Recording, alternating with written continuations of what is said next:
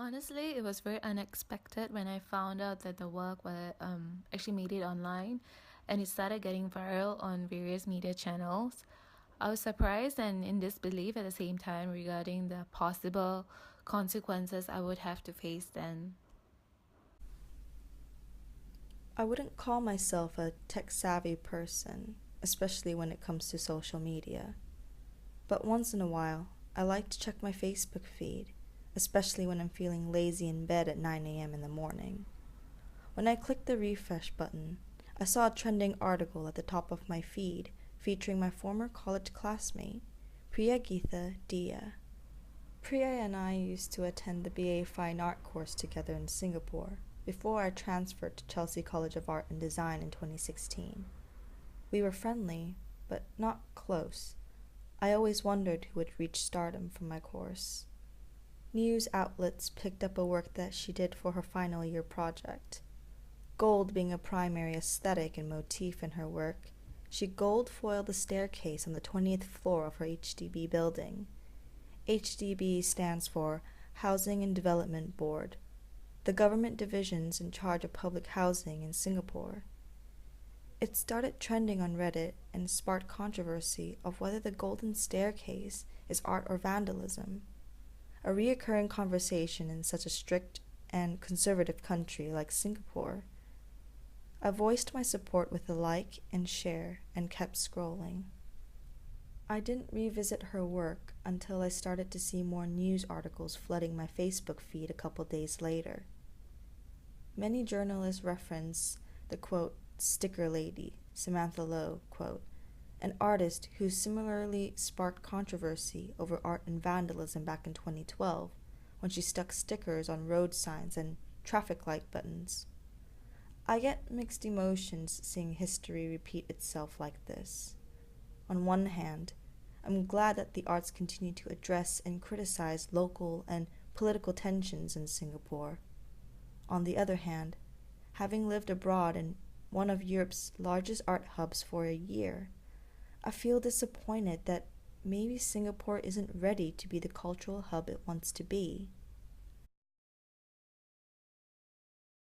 It felt like a depressing act, the forcefulness of scrubbing away something that was personally venerated to gradually reveal the lifelessness of the space back again. When all the foil was actually removed, I was actually compelled to leave a little memento of what the space was like, and so I actually placed a little gold foil square at the corner. So, what does this mean for the art scene? How does this influence the way Singaporean artists are groomed and rewarded? How does it affect the artwork that's being produced and received? Priya's Golden Staircase has received a lot of attention from the public, including the National Arts Council, or NAC. According to the Straits Times, Singapore's local news outlet, it was reportedly called, quote, an unauthorized deed, quote, by the local town council.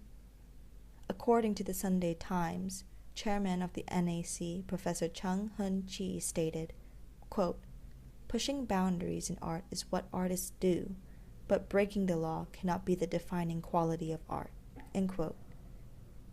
To no surprise, she continued to state that the artist should have received permission first.